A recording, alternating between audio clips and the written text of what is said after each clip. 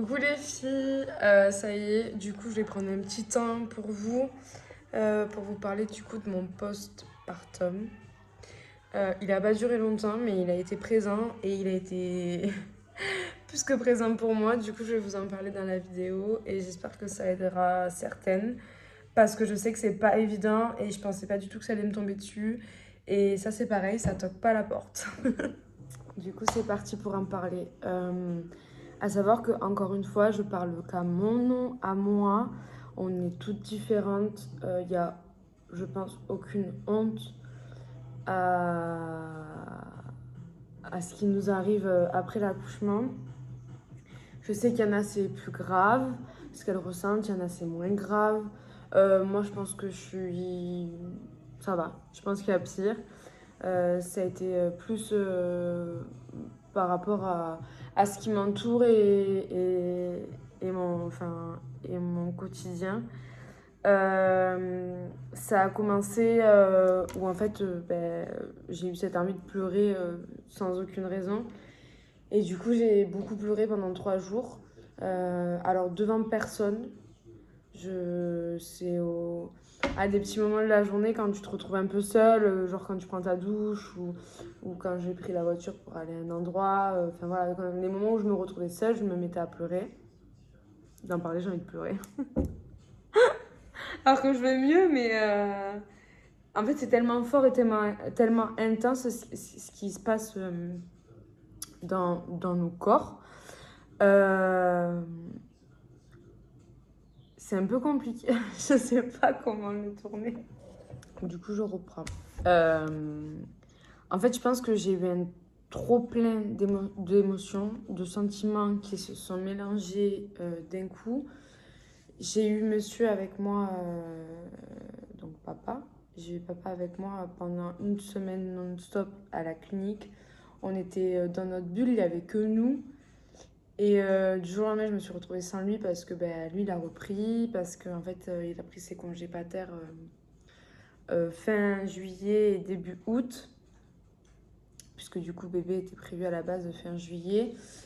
Et du coup, je pense que ça t'as cette sensation en fait de te retrouver un peu dans le vide. Lui, en fait, il a repris une vie normale. Il voit des gens, il va au resto, il voit des potes, il fait des apéros, il voit le monde en fait. Et toi, tu te retrouves là, entre quatre murs, à t'occuper de ton enfant. T'étais libre jusqu'à maintenant, mais au final, tu fais un peu en fonction de ton bébé et tu seras plus jamais toute seule, quoi. Parce qu'en fait, tout ce que tu vas faire, ça sera en fonction de lui. Et quand tu auras besoin de faire quelque chose, il faudra demander aux autres de te le garder ou de te le surveiller. Euh, T'es un peu jeté dans la gueule du loup et je pense qu'on n'y est pas préparé malgré tous les conseils qu'on peut te donner autour de toi. Entre ce qu'on te dit et la réalité, c'est pas pareil parce que quand tu l'as pas vécu, tu sais pas vraiment. Il y a eu ça, il y a eu le fait que ben, je suis belle maman depuis mes 21 ans. Mais quand je me suis occupée de lui, quand j'ai commencé à m'occuper de lui, il était déjà plus ou moins grand. Enfin, c'était pas un bébé, il allait faire 5 ans. Et il était plus ou moins déjà autonome.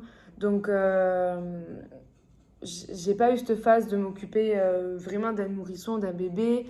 Et puis du coup, là, je me retrouve, parce que du coup, au final, euh, pour la naissance du bébé, le grand ne devait pas l'avoir. Donc, j'aurais pu faire mes repères avec le petit, machin, tout ça. Sauf qu'il s'avère que Mylon est arrivé, on avait la garde du grand. Donc, en fait, je me suis retrouvée, moi, célibataire. Enfin, célibataire. Quand je dis célibataire, ça veut dire que j'avais pas d'enfant, quoi. J'étais pas liée à vie à mon chéri. Maintenant, même si on se sépare, on sera liés, quoi qu'il arrive, toute notre vie, quoi. Mais j'étais seule, je m'occupais d'un grand qui est déjà autonome. Mais là, je me retrouve toute seule avec un bébé, mon bébé à gérer, avec le trop plein d'émotions, de sentiments, de me dire que je l'aime à la folie, que j'ai peur qu'il lui arrive quelque chose, enfin, tout plein de choses. Et de devoir gérer le grand, quoi.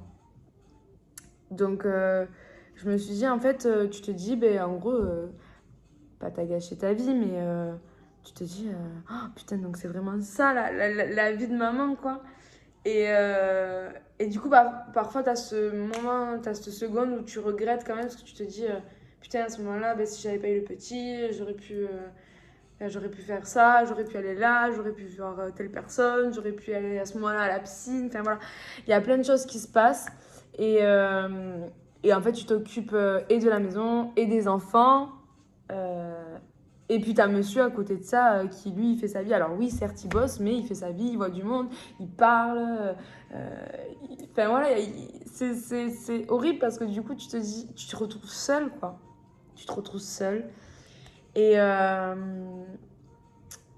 et voilà, donc en fait, indirectement, inconsciemment, je lui en voulais. Alors que en vrai, il y est pour rien. Mais je lui en voulais de faire sa vie et de moi d'être à la maison, alors qu'au final, c'est moi qui l'ai voulu. Mais je lui en voulais. Alors du coup, j'ai fait la tête un peu pendant 3 jours. J'avais envie de rien, mais de rien. Genre vraiment de rien. Je mange pas. J'ai pas envie de sourire.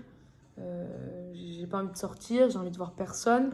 Et, euh, et du coup, voilà, donc tu te mets dans un cercle vicieux un peu et dans une bulle un peu négative. Et je m'en voulais encore plus et j'étais encore plus triste parce que de base, je suis pas comme ça. Et c'est pas du tout dans mon tempérament et c'est pas du tout moi. Et j'avais peur de pas repartir. Et parce que tu as peur de pas repartir, du coup, euh, en pleine forme, et tu te dis, mais en fait, tu es en train de, de tout niquer, quoi. Tu es en train de niquer ton couple, tu es en train voilà, de tout perdre. Tu es en train de tout perdre et tu es en train de flancher dans ton couple alors que tout allait bien et que jusqu'à la semaine qui a précédé par rapport à la semaine d'accouchement, tout était parfait, tout était bien, on était complices et tout. Mais en fait, il faut parler. J'ai pas voulu parler, j'ai pas voulu en parler parce que je me suis dit qu'en fait, il comprendrait pas. On va y arriver. Je me suis dit il allait pas comprendre ce que j'allais lui expliquer parce que ben, il est pas à ma place. Même si t'as beau expliquer avec tes mots, tout ça, souvent t'es pas comprise. Et je voulais pas avoir quelqu'un en face de moi qui me comprenne pas. Parce que du coup, ça aurait fait un dialogue de sourds et j'aurais essayé de me faire comprendre. Et étant donné qu'il n'a pas les sentiments que j'ai, j'aurais peut-être pensé que j'allais pisser dans un violon, comme on dit, quoi. Donc du coup, j'ai pas parlé, j'ai pas voulu, j'ai attendu. J'ai la facilité de parler beaucoup par message. Alors oui, c'est peut-être pas forcément la meilleure des solutions, mais je sais que j'arrive beaucoup à me libérer ben, quand j'écris par texto. Donc, euh, donc j'ai écrit par message. J'ai dit ce que je ressentais.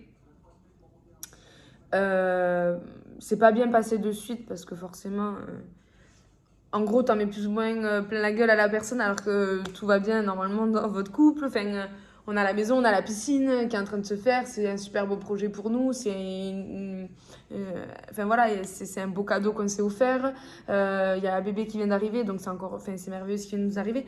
Et toi, t'es là, t'es dans un bad mood et en fait, t'es en train d'en mettre plein la gueule à la personne, quoi. Donc, c'est pas fou. Donc, ça n'a pas été bien réceptionné par lui, ce que je peux comprendre. Je suis rentrée à la maison et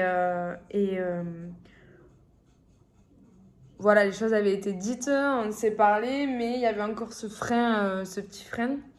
Et puis, en fait, bah, le lendemain matin, j'ai décidé, enfin, après ces 3 jours du coup, et le lendemain matin du texto, j'ai décidé de lui parler et c'est sorti comme ça. Genre, il n'y a pas été vite. J'ai enchaîné et je me suis dit, bon, il prend pas, c'est pas grave. Mais au final, j'ai parlé et ça allait beaucoup mieux il m'a compris. Et puis voilà quoi. Donc, c'est là où on se dit qu'il faut parler. Peut-être pas sur le moment même, mais il faut parler, il faut dire ce qu'on pense et que pour se libérer, éviter de tout garder en soi. Parce qu'en fait, plus tu vas garder, plus tu vas te ronger. La personne en face, tu vas lui en vouloir. Alors que pauvrette, elle ne sait même pas pourquoi tu vas pas bien. Alors que si peut-être elle sait pourquoi tu vas pas bien, elle va peut-être t'aider ou alors elle va moins t'en vouloir. Donc voilà, si j'ai un conseil, ben parlez. Même si c'est pas votre conjoint, mais je sais pas, à votre copine, votre meilleure amie, votre cousine, votre cousin, votre qui vous voulez. Parlez et si vous n'allez pas bien, c'est pas grave. Voilà. Moi, je pensais que c'était grave parce que forcément, on n'est pas dans cette joie de vivre, on fait la gueule, il n'y a rien qui va, tout ça. C'est pas grave, ça passera. On le sait toutes qu'on passe par là. Mais voilà. En tout cas, si jamais vous avez des questions, vous pouvez me les poser. Je sais que ça va être long, je suis désolée. Merci à celles qui sont restées jusqu'à la fin. Mais voilà, j'ai essayé de trouver mes mots. C'était un peu compliqué là. C'est différent cette vidéo parce que je me livre un peu. Mais voilà, j'ai essayé de faire de mon maximum. J'espère que ça aidera certaines. Voilà, on n'est pas toutes seules. On vit toutes la même chose. Ah si, dernière question, dernière question, non, parce que c'est une question que j'avais vue. Il y a une fille qui pensait qu'en fait, j'étais pas bien parce que j'acceptais pas mon corps. Mon corps, je l'ai accepté. Il est là, c'est comme ça. Bébé a fait sa place.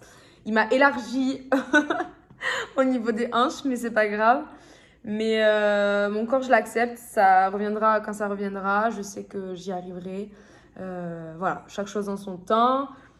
Là, le petit, il est parti le grand est parti en week-end. Après, il retourne chez sa maman. Donc, je vais reprendre, je vais essayer de bien faire mes repères. Quand le grand reviendra, je me sens beaucoup plus à l'aise.